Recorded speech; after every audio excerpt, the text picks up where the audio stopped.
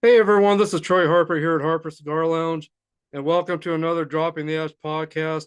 This is episode 38, and welcome. Thanks for being here today, guys. Thanks for all your support to me. I hope you're going to enjoy this show today. And if you love the content that you've seen so far on this channel, make sure you subscribe today, hit that like button, leave your comments and feedback, any questions for me that you have, and share this content with everybody you know. It would sure tremendously help me out with this channel to keep it growing, to keep it around for all of you. Today I've got a great show for you and a great cigar. And today we're going to discuss the Kentucky Derby. And I think you guys will really enjoy this. It was on May 3rd, and the Kentucky Downs, I believe is what it was called, was the 2nd of May. So no, I'm sorry, the Kentucky 151st Kentucky Oaks was May 2nd, and then the Kentucky Derby, which is one out of three races, that was on May 3rd. So anyway, so today we're going to celebrate the Kentucky Derby and the Triple Crown races that are going on, and I'll get into some of that also. I'm pretty new to all of this. Um, and so I'm learning about uh, these races that go on every year. And I have, just recently kind of gotten into having some interest in all of this. And yeah, so it's pretty exciting stuff from what I've seen so far. And what sparked my interest here recently was myself and my wife went to a casino outside of Cheyenne, Wyoming, called the Horse Palace, and they had a room where you could, excuse me, bet on horses. And of course, I didn't do that because I didn't know anything about it, and that was also closed at the time. But I thought, well, you don't actually even have to go to horse races to bet on anything. If you can learn the tricks of the trade and learn how it all works, you can go to your local casinos if they've got that. If they've got that available at their casinos, the horse races, you can bet on those things right then and there. So it's not live, but it is it's pre-recorded video from what I understand, but you can still bet on it. And I don't know how that works. I'm not sure how they do that exactly. I'm still trying to study it. But I had to work on May 3rd, so I didn't get to watch the Kentucky Derby, but I did check it out on YouTube, and it was really fun to watch actually. And so um, so today I will show you that on YouTube if you haven't seen it yet. And my grocery store, we were promoting the Kentucky Derby, and so we were promoting ingredients in my liquor area, how to make the julep, which is a famous drink for the Kentucky Derby. And so I've got a homemade one right here. So cheers to you guys. Um, all it requires is some fresh mint, some sugar water, or some simple syrup, which is kind of a pre-sugar water pre-mix or mix. So sugar and water pre-mix that you can buy already made up for you. So I bought some of that at my store, bought some fresh mint, and I'm using some whiskey here, Wild Turkey, which is actually made in Kentucky. This is made in um, Lawrenceburg, Kentucky. So anyway, again, Wild Turkey 101, made in Lawrenceburg, Kentucky. And again, I got some fresh mint in here, and some ice, and the whiskey, and some simple syrup. So there's tons of recipes on the internet that you can go look at if you want to make your own. But this is the famous drink for the Kentucky Derby. Except when you buy them at the Kentucky Derby, they come in that copper glass or whatever you want to call it. So anyway, but I don't have a copper glass, so I'm using one of my regular glasses from Southern Comfort. So anyway, guys, cheers. Let me take my first sip of this, see how I did. First time making it. And I didn't really, I'll be honest, I didn't follow any recipes on the internet. I knew what the recipes were, so I just kind of threw it together the best I could. And actually, I didn't do too bad. It tastes pretty good. It's pretty refreshing, actually. But yeah, so it's not bad. So anyway, but there's a close up of what it looks like there. Um, I kind of read the instructions on the internet real quick, but it said to put some mint on the bottom, add your ice or crushed ice, add your or add your whiskey, add your simple syrup, and I just kind of tasted as I was mixing it, um, real quick to see how it did taste. But I didn't take. I just took a real tiny little sip, and I could. It wasn't too strong, so I just left it at that because I wanted to wait until I had this podcast with you guys to actually get a real taste of it. So that's what I'm doing. But anyway, I didn't do too bad. So anyway, and then one thing I found out about the Kentucky Derby is that besides the julep, cigars are a big thing uh, with the Kentucky Derby, which I meant to grab something here.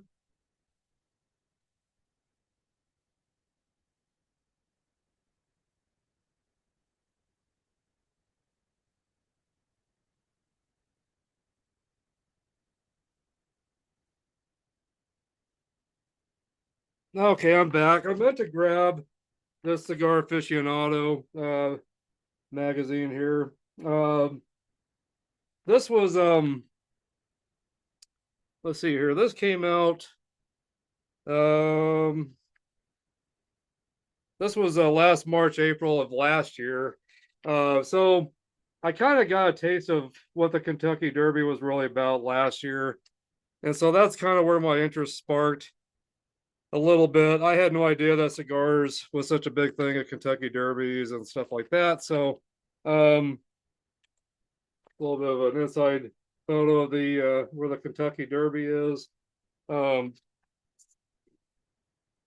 pretty interesting story or article in here about it. And so anyway, I kind of started getting my interest going last year around this time. So again, if you don't subscribe to Cigar Aficionado, great magazine to have and to subscribe to. But yeah, so last year I started kind of getting interested in what horse racing is really about. I've seen little bits of it here and there over the years, but never really got into it very much. And I'm still not into it completely, but I have had an interest lately in knowing more about it. And I even bought this Boston Scally cap. This is called the Derby, and there's the inside of it right there, the vinyl sticker. There's some hat pins there. The Julep cap pin and the Derby looks like a horseshoe. The Derby cap pin, and then on this side I've got a cigar cap pin right there. But I just love this is called the blue and white seersucker, but it's just got real nice, real thin blue and white stripes uh, going throughout it. Really pretty cap. So anyway, so I even bought a cap to celebrate the Kentucky Derby. And there's two other ones out there too that you can buy. There's an actual julep cap that's got some mint colors to represent the famous julep drink for the Kentucky Derby.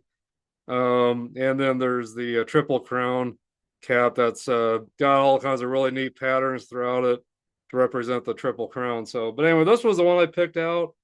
Since the Kentucky Derby goes way back to the late 1800s, I could imagine, like maybe the stable boys or whoever took care of the horses that were in these races. I could imagine them wearing caps that were similar to this, newsboy caps that were similar to this, or scally caps that were similar to this. So, but anyway, so that's what I'm wearing today.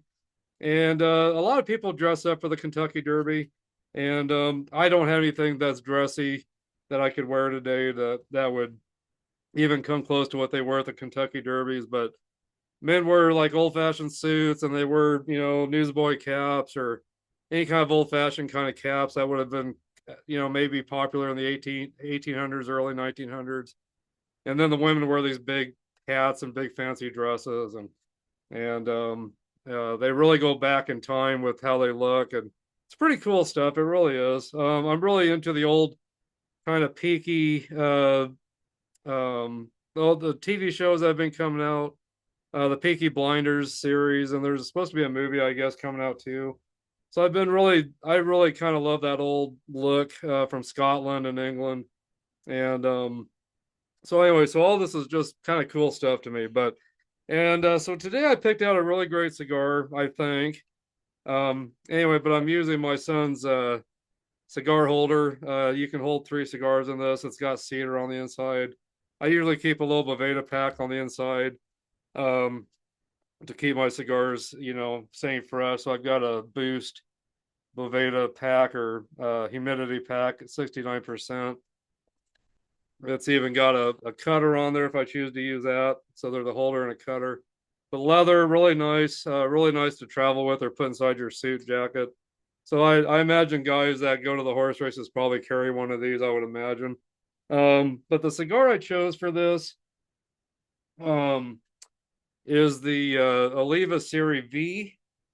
So let me take it out of the packaging. But this is what I chose today. This is, I guess, the cigar I would choose to take to the Kentucky Derby if I was to go.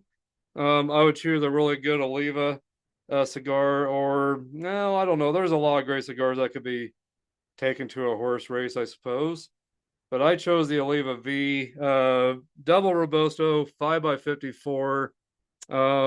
And this has it's got a Parejo shape, sun-grown Habano wrapper, binders Nicaragua, fillers Jalapa Valley, Ligero, origin is Nicaragua, and the strength is medium to full. A box of 24 of these is around 248.09. So let me break that down really quick. 248.09 or 200 divided by the 24, I believe is what I said. So it boils down to around 10.35 a stick if you buy a box. So I know when you buy boxes, you're definitely saving money. You're saving a lot of money if you buy boxes. So, but anyway, so there it is. Get all different areas, but that tobacco looks really great in there. There's the cap. It's a triple seam cap. I don't know if you guys can, but it is a triple seam cap. And it's just a beautiful oily wrapper, kind of veiny, silky, oily, and it's just got a really pretty, kind of a pretty rustic brownish kind of color to it. So again, the OLIVA Serie V is my cigar choice today. So anyway, try to get up a little bit closer there.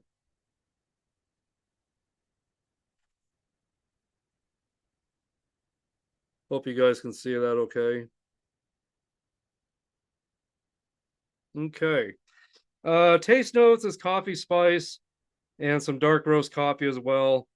And a Cigar Aficionado had this in 2011 at number 22 on the Cigar Aficionado list, rated 92. So, but I love Olivas. Olivas are some of my favorite cigars besides Padrones.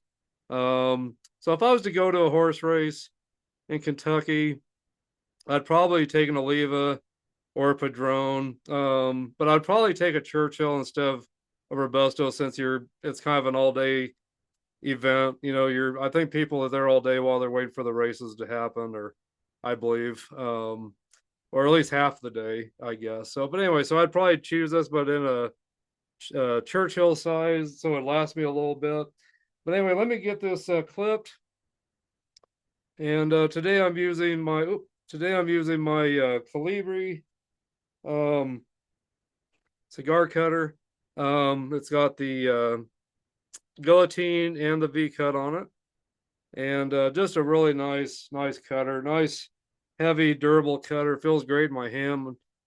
It's really pretty blue, and it's actually got a cigar rest on it right there, if you choose to use it for that. So, but anyway, again, there's what it looks like there, and I've used this time and time again since Christmas, and it's just been holding up so well. But let me get this clipped.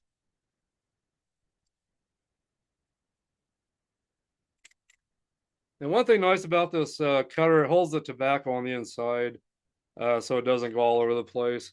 So I think that's really nice uh, feature for this cigar. And then let me get this toasted up. Taste of the wrapper. It's got a really nice cocoa taste to it, actually. Really good draw, but kind of a nice cocoa kind of a taste to it. So let me get this toasted up.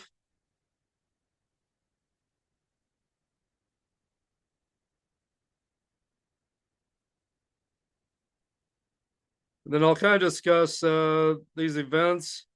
There's actually 4 different events that go on in May, so I'll get into that, and then we'll discuss more about cigar subjects, and we'll get into some. I'm going to show you some video from the Kentucky Derby and the I think it's called the Kentucky Oaks race that happens the day before the Kentucky Derby. So.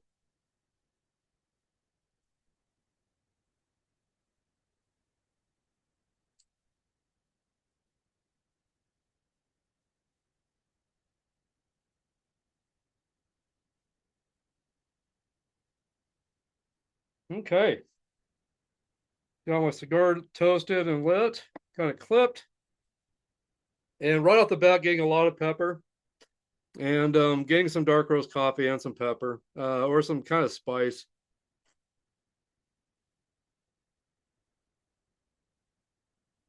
Not getting really any chocolate yet, but I'm getting a lot of spice and some dark roast coffee flavor. Um, so anyway, let me pull up some information here. Go over some of this here. So let's get into the Kentucky Oaks first. Give you a little background on that.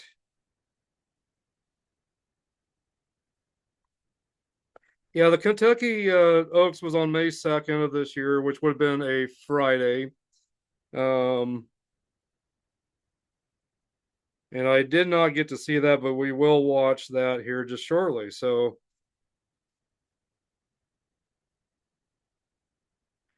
okay, so the Kentucky Oaks. The Kentucky Oaks is a Grade 1 stakes race for 3-year-old thoroughbred fillies staged annually in Louisville, Kentucky, in the United States. The race currently covers 1 1/8 miles, which is 1,800 meters at the Churchill Downs, and that is again in Louisville, Kentucky. The course, the horses carry 121 pounds. So I'm guessing each rider's got to be 150 or 121 pounds or less. I'm sorry. The Kentucky Oaks is held on the Friday before the Kentucky Derby each year. The winner gets $846,300 of the 1,500,000 purse and a large garland blanket of lilies, resulting in the nickname Lilies for the Phillies. A silver Kentucky Oaks trophy is presented to the winner as well. So I don't know if you'll be able to see this picture very well, but there's kind of a picture of the of what that trophy looks like. The lilies for the Phillies. So it started in 1875. And let's see here. First running for the Kentucky Oaks was on May 19th, 1875, when Churchill Downs was known as the Louisville Jockey Club. The race was founded by Meriwether Lewis Clark Jr., along with the Kentucky Derby, the Clark Handicap, and the Falls City Handicap. Okay, so the Kentucky Oaks and the Kentucky Derby are the oldest continuously contested sporting events in American history. The Kentucky Oaks was modeled after the British Epsom Oaks, which has been running annually at Epsom Downs, Epsom in Surrey since 1779. In the first race, the horse Vinaigrette won then 1.5 miles 2.4 kilometers mile race in a time of 2.39 and 3/4, winning a purse of $1,175. Since that race, the Kentucky Oaks has been held each year. Let's see here. In 2020, due to COVID-19 pandemic, the Kentucky Oaks was rescheduled for May 1st to September 4th. The Kentucky Oaks is considered by some of the to be among the most popular horse races in American Horse Racing Society. Due to its high attendance, it has attracted about 100,000 people in attendance each year since 2001's 127th running of the Kentucky Oaks. In 1980, attendance reached about 50,000 people, and by 1989, it had increased about 67,000. The attendance at the Kentucky Oaks ranks third in North America and usually surpasses the attendance of all other stakes racing, including the Belmont Stakes and the Breeders' Cup. The attendance of the Kentucky Oaks typically trails only the Kentucky Derby and the Preakness Stakes. For more information to see American Thoroughbred Racing top attended events, Preakness Stakes.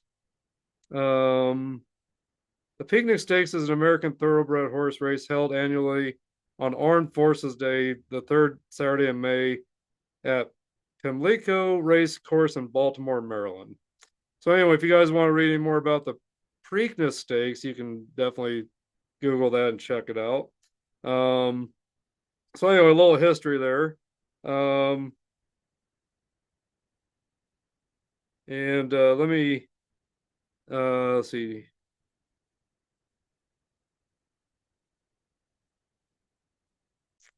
So right now we've passed the oh gosh, I just lost my words here. So the Kentucky Oaks was May 2nd. We'll see who the winner was here. And then the Kentucky Derby was on May 3rd, Saturday, May 3rd. Kentucky Oaks was Friday, May 2nd.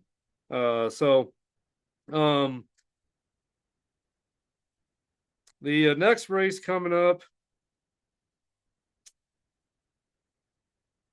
let's see here. Okay, so the next race coming up is the Preakness Stakes on May 17th, and then the Belmont Stakes on June 7th. So the Triple Crown is whoever wins all three of those races.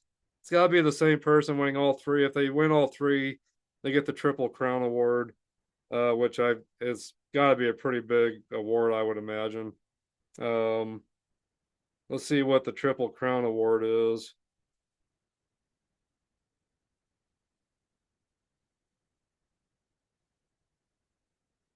Let's see here. The ACM Triple Crown Award is a prestigious recognition from the Academy of Oh, that's not what I'm looking for. Oh, Triple Crown Horse Race Awards. I'll type in here. Okay, only 13 horses have ever won the Triple Crown. Sir Barton in 1919, Gallant Fox in 1930, Omaha in 1935, War Admiral in 1937, Whirlaway 1941, Count Fleet 1943, Assault in 1946, Citation in 1948, Secretariat in 1973, Seattle Slew in 1977, and then Affirmed in 1978, American Pharaoh in 2015, and Justify in 2018. So it's been quite a few years since anyone's won a Triple Crown. So but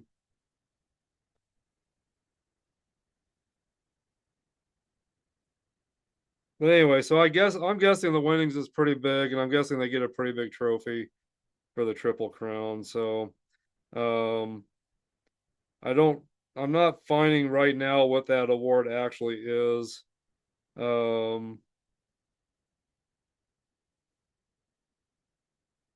If you guys know anything about horse racing, you're sure welcome to put in the comments. Sorry, I had to get a puff on my cigar. Definitely message me or put in the comments what you know about horse racing. Let me know what the award is for if you win the Triple Crown. Let me know what you know about that. Let me know if you, I mean, whatever you know about it, let me know. So, because I'm new to this, but I just thought this would be a fun thing to discuss today, since again I had no idea, um within the cigar community, I had no idea that horse racing and cigars was a big thing together. I had no idea. So, and of course, I didn't know anything about the julep, which I just learned about. And it is a very good drink, so make sure you guys make one of these.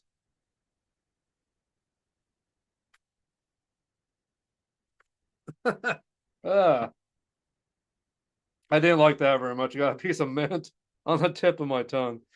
Um, but anyway, no, it tastes really good. But the piece of mint on my tongue didn't feel real great.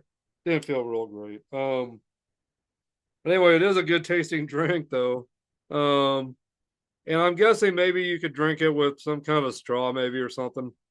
Um, maybe not. Maybe that's not good etiquette to drink the drink of the Triple Crown or the drink of the Derby, the Kentucky Derby, that represents the Kentucky Derby. Maybe it's not good etiquette to use a straw with that. I don't know.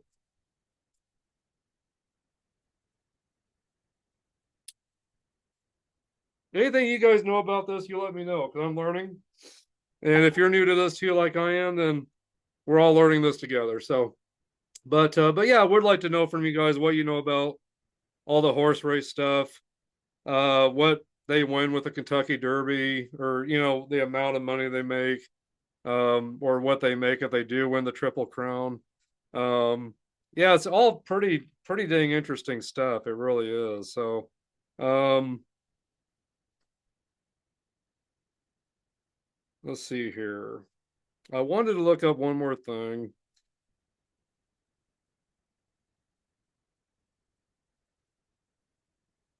I was curious about the three different races.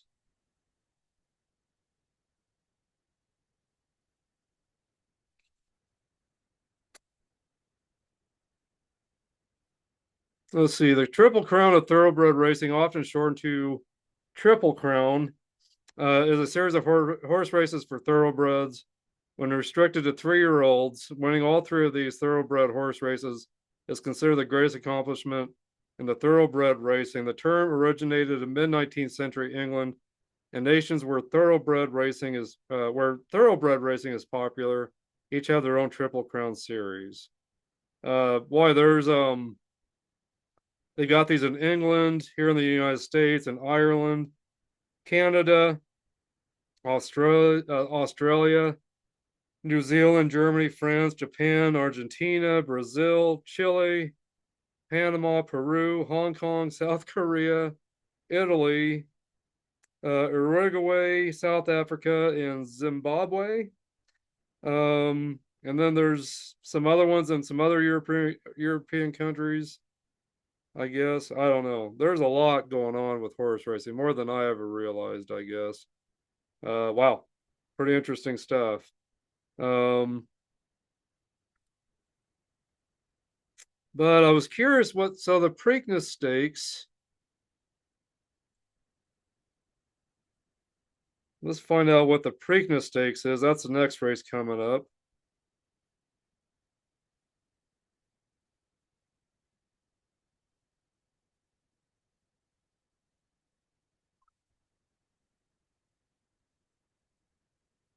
So the Preakness Stakes is an American thoroughbred horse race held annually on Armed Forces Day, the third Saturday in May at Pimlico Race Course in Baltimore, Maryland. So we did discuss this.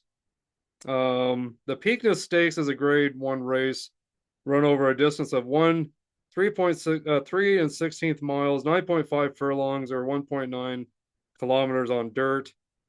Colts and geldings carry 126 pounds. Fillies 121 pounds. Also, it is the second jewel or leg of the Triple Crown, held 2 weeks after the Kentucky Derby and 3 weeks before the Belmont Stakes. So let's see what the Belmont Stakes is. The Belmont Stakes is an American Grade 1 stakes race for 3-year-old thoroughbreds run at Belmont Park in Elmont, New York. It is run over the worldwide classic distance of 1.5 miles 12 furlongs are 2,414 meters. Colts and geldings carry a weight of 126 pounds. Fillies carry 121 pounds. The race nicknamed the Temple of the Champion, the Test of Champions, and the Run for Carnations is the traditional third and final leg of the Triple Crown. It is usually held on the first or second Saturday in June, 5 weeks after the Kentucky Derby and 3 weeks after the Preakness Stakes. The 1973 Belmont Stakes and Triple Crown winner Secretariat holds a track record, which is also a world record on dirt. Okay, um,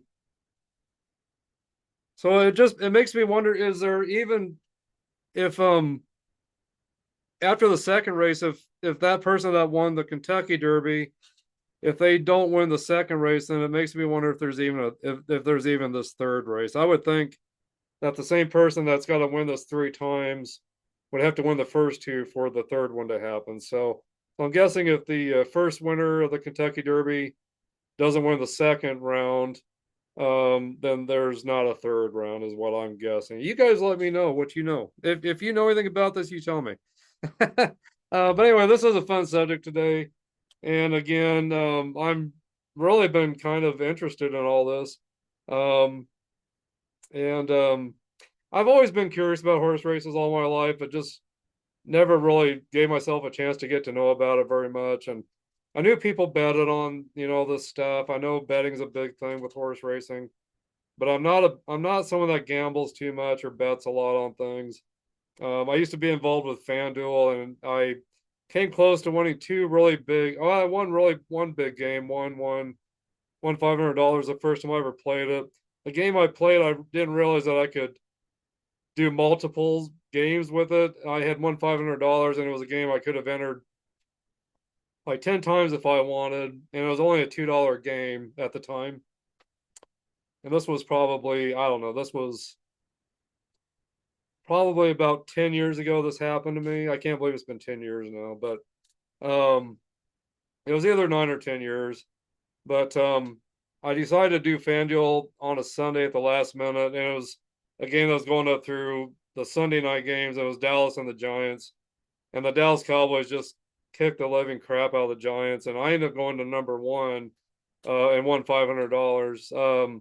All day, up and down all day. I was going down and then going up, and I didn't think I'd win anything, but at the end of the night, I was watching the game, and I just thought I'd go ahead and look at my game one more time to see where I was. And it said I was at number one, and I couldn't believe it. So I won $500. And again, it was a game that was only $2, and it was a game where I could have entered it multiple times, as many times as I wanted. So shoot, I could have put in 10, 20 games, and I would have had $500 times all those games, and would have won some really big money. But then the second year, I won almost $1 million. I took one player out of my roster that they said was injured on the Green Bay Packers. I can't remember what his name was. But I took this player out. The guy that went to number one on this particular game I was playing won $1 million, and he had my same lineup. But the only difference between his lineup and mine was he kept that Green Bay player in that had a sprained ankle that they said probably wouldn't play. I took mine out, so I only won like $25. He won $1 million. If I had kept my lineup, we would have had to split that 500,000. So then the following year, I just kept winning just little money here and there. I couldn't get myself to do real great, so I kind of gave up. It was stressing me out, so I gave up. so since that, I just really haven't done a lot of betting on anything. But I was thinking if I could learn more about this, I could go to a casino close by and maybe put a few bucks on a horse and see what happens with it just for fun. So we'll see. I'm going to try to learn more about this as time goes on and maybe start looking at doing some horse betting, just for fun. That's nothing I want to get too serious about and, get stressed out over it and lose money on it. If I have some money to spare and it's, a few bucks here and there, I wouldn't mind doing that. But if you're looking at big money to bet, I'm probably not going to do that. I don't trust myself enough to do that. So, but anyway, I hope you guys brought a great smoke today and a great drink. If you have, let me know in the comments what you brought today with you to smoke and drink. And I hope you're enjoying this. This was a subject I thought it'd be kind of fun to I thought it'd be kind of fun to celebrate the derbies since they're happening this month. And yeah, just different things I've mentioned has kind of sparked my interest in it a little bit. So anyway, I thought it'd be a fun topic today. And seems like horse racing has always been pretty popular, but it seems like it's getting more noticed here lately for some reason. And maybe it's just me. But what I want to do is I want to go to YouTube here, and I want to watch these two races that have happened so far. The Kentucky Oaks and then the Kentucky Derby. I thought we could watch both of those and see what see who won and see what it's like watching this stuff. So let's check it out, guys. Let's check this out. So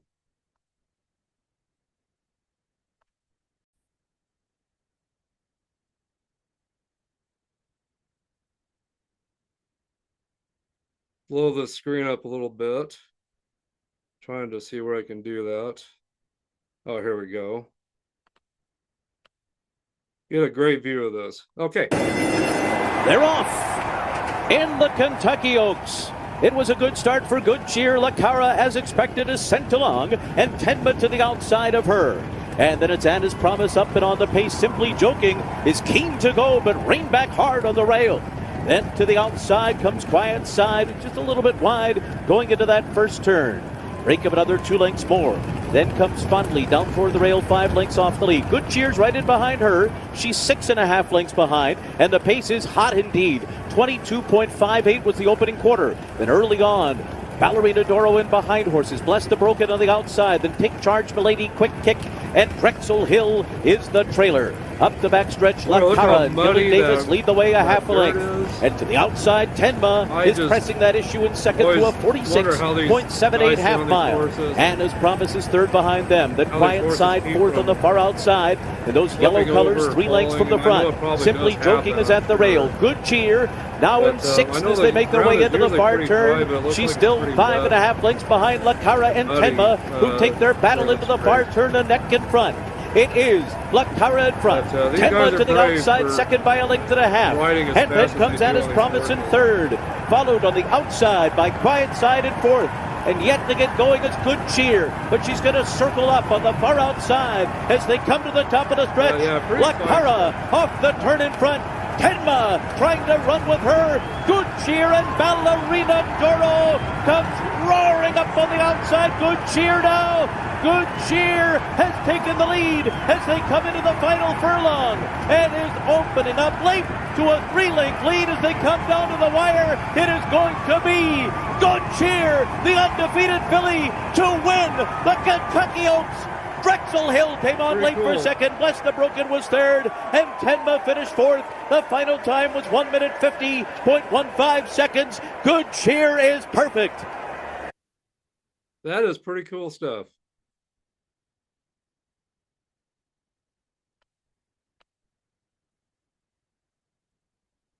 Let's put in the Kentucky Derby now.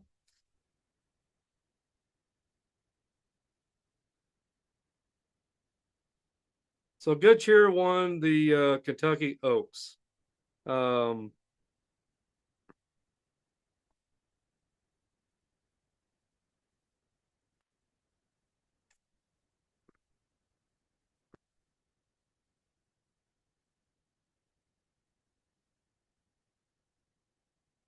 They're all in line. We're ready for the start. They're off in the Kentucky Derby. Journalism is in a little bit of traffic early on here, but he came out of the gate okay. Citizen Bull and Neo Equos, as expected, to the front, but they've come well off the rail. And these two are setting the pace with Owen Almighty to the outside. East Avenue is away running in fourth. American Promise is fifth and down on the inside. Then Admire Daytona. Burnham Square is closer today. He's down on the rail, only about 5 lengths off the lead. Then Chunk of Gold Journalism is saving ground into that turn. He's in the middle of the pack as Cold Battle goes up on the far outside with Rendered Judgment and Flying Mohawk. Then comes Publisher, Baeza to the outside. Down toward the rail, Japan's Luxor Cafe leads Sovereignty. Tistastic and Sandman are next. And Final Gambit is the trailer as they race past this half mile in 46.23 seconds. So the pace is honest enough, set by the Baffert runners, Citizen Bull, and Neo Equos is pressing it on the outside. American Promise together with Owen Almighty, third and fourth. Break of another 2.5 to East Avenue in fifth. Burnham Square is sixth on the inside. Brian Hernandez has him down on the rail like he did with Mystic Dan last year. They're about 6 lengths off the lead as they race for the far turn. Citizen Bull on the inside. Neo Equos on the outside. These two right together on the lead. American Promise comes under pressure. Owen Almighty is fourth by 2.5. Chunk of Gold is fifth. Trying to get involved now with 5 lengths to make up. In the meanwhile, we look back for Journalism. He's been swung to the outside by Umberto Rispoli, and he's picking off horses one by one on the far outside. Neo Equos is the leader at the top of the stretch. Journalism is on the move as they turn for home, and Sovereignty is coming with him on the outside. The two of them go right by with a furlong to run. Journalism and Sovereignty, nose to nose, down to the last 16th of a mile. Sovereignty has taken the lead. Journalism is second toward the inside. Baeza is third, but it will be Sovereignty to rule the Kentucky Derby. Journalism and Baeza were next. Final Gambit was fourth. The final time was 2:02.31 seconds. Wow.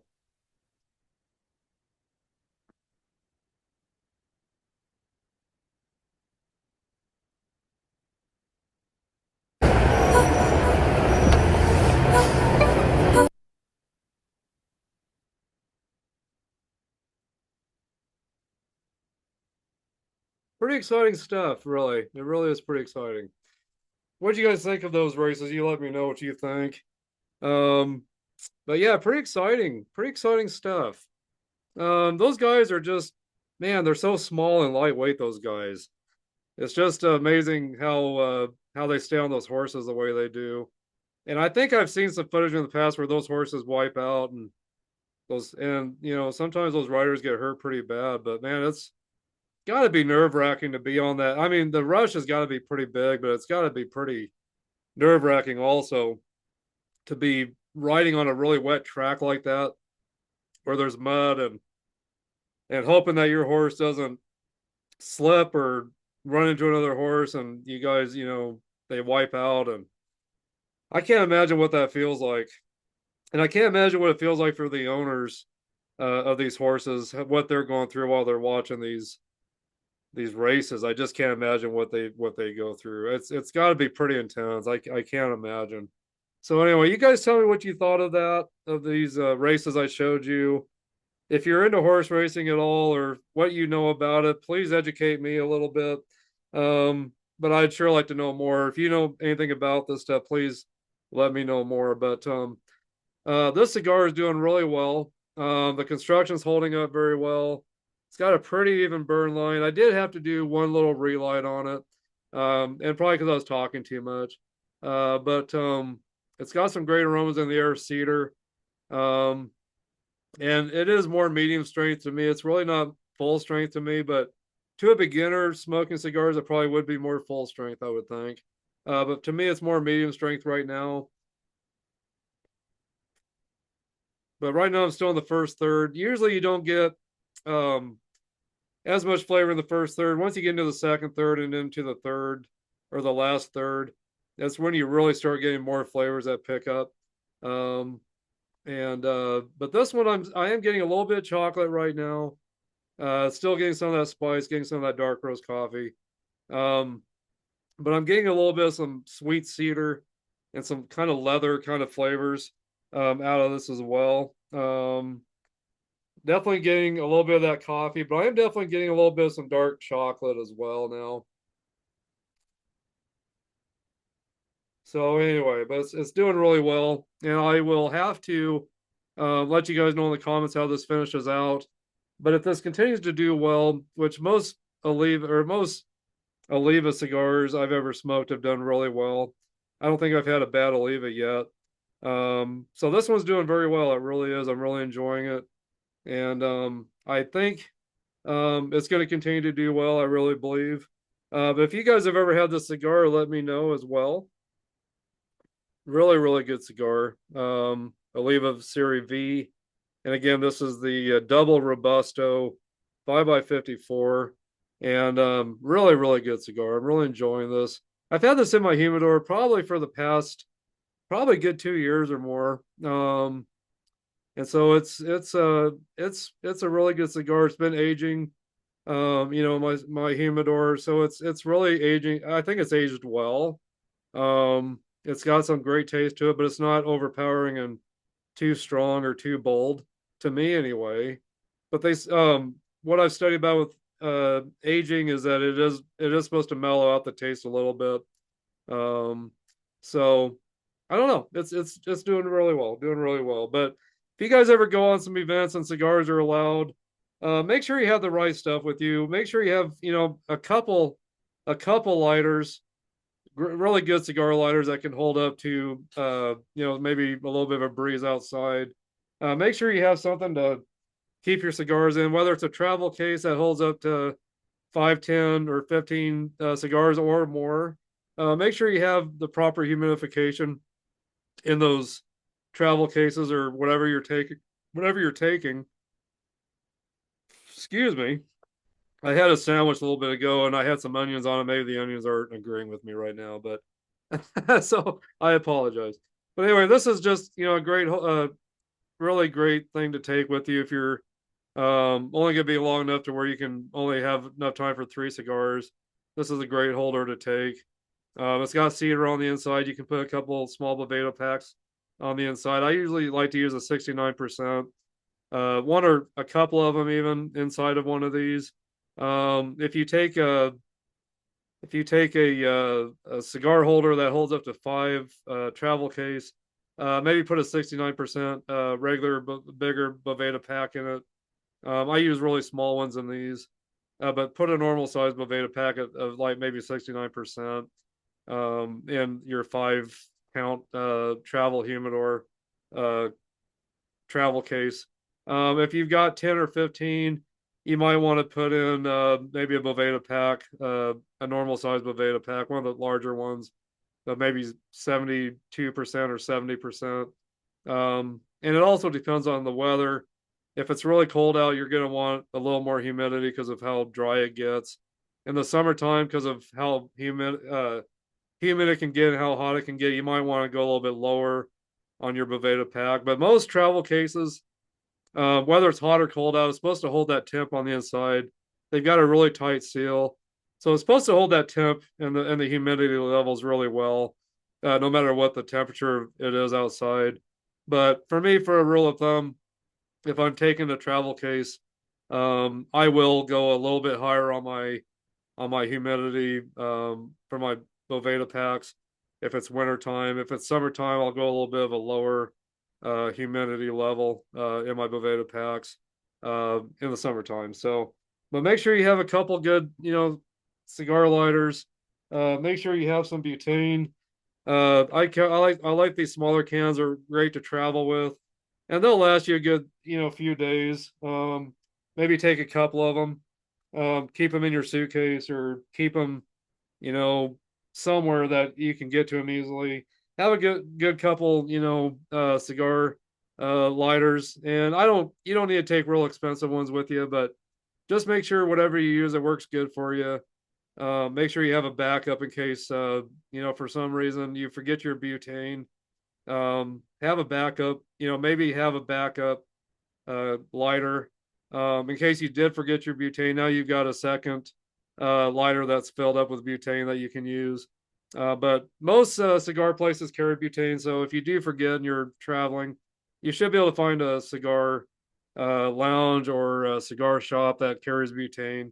So make sure always have butane with you if all possible. If you don't have extra butane with you, have a couple of really good lighters. Make sure they're filled up, and just make sure you have a backup. And then make sure you have a really good cutter with you. So I've done some podcasts on, what you should have if you're traveling by plane versus if you're traveling by car. So just do your research if you're traveling by plane. Make sure you do your research. Make sure you go back and maybe watch some of my past podcasts about what you should or shouldn't do if you're traveling on plane. So make sure you do that. But try and again, just make sure you have your Boveda packs. That's going to keep your cigars humidified.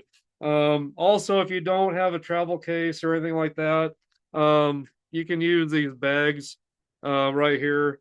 But one thing I also do, let's see, where did it go? Let me put my cigar down for a moment. Inside of my here it is. Inside of my inside of my whatever I'm keeping my cigars in, I will keep. I'm gonna have to open this up so I can get to it, I guess.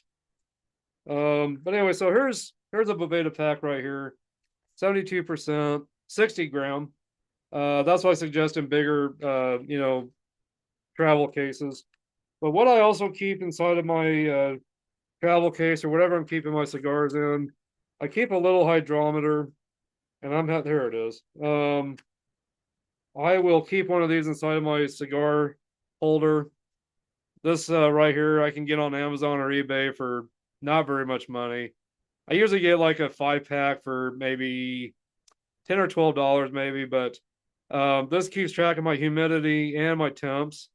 So right now it's at 70% humidity and 66% or 66 temp, 70% humidity. Now it's down to 68. So anyway, so those work really great.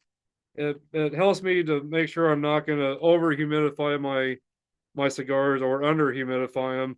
If you over humidify your cigars, they can get too wet or soggy, and then you can get cigar beetles, stuff like that, which you don't want. And also on top of that, they're going to be harder to light. The more dry your cigar is, the better they're going to light for you and stay lit.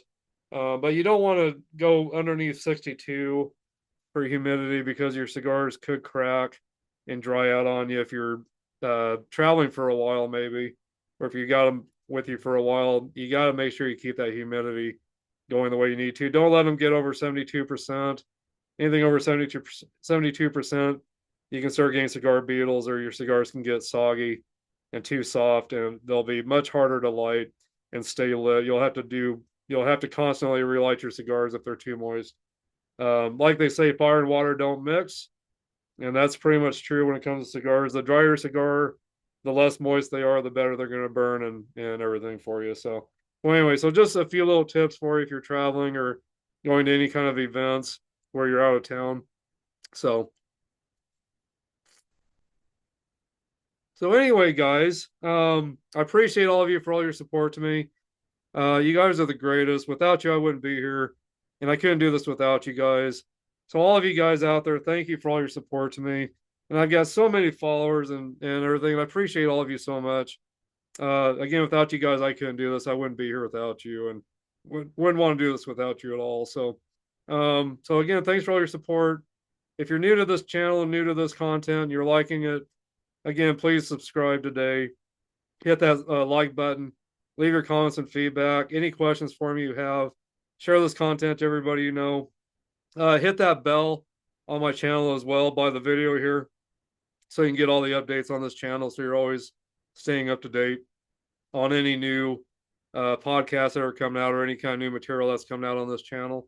So make sure you check that out. So that bell, make sure you hit that. So, but anyway, this cigar is building with some great ash also. And I haven't dropped an ash for you guys today. I'm sorry. But this is a great cigar. So again, the OLIVA Serie V, double Robusto 5x54. So made in Nicaragua. So anyway, great cigar. Get yourself one of these today. And again, guys, thanks for joining me. And I hope you enjoyed discussing the Kentucky Derby and all the events based around horse racing for this month. I'm really new to this. I'm really enjoying it though so far. And if you guys haven't subscribed to Cigar Aficionado, make sure you do that too. A lot of great articles And again, this is from last year, but the 150th anniversary Kentucky Derby. And this year was the 151st. So, but anyway, great magazine. Make sure you pick up Cigar Aficionado. It's not very much to subscribe to it. It's a great magazine if you're wanting to learn more about cigars and what's out there. Check it out. So anyway, guys, have a great rest of your day. And thanks again for being such a huge support to me. You guys are the best. Keep rocking, keep smoking. And I'm saying rocking because this channel is based around hard rock, heavy metal, and cigars. But check out my other podcasts as well. Got a lot of great content on here, guys. So anyway, guys, thanks again for all your support, and I will see you in the comments, and I'll see you in the next podcast coming up. So anyway, guys, I'll see you later. Bye-bye.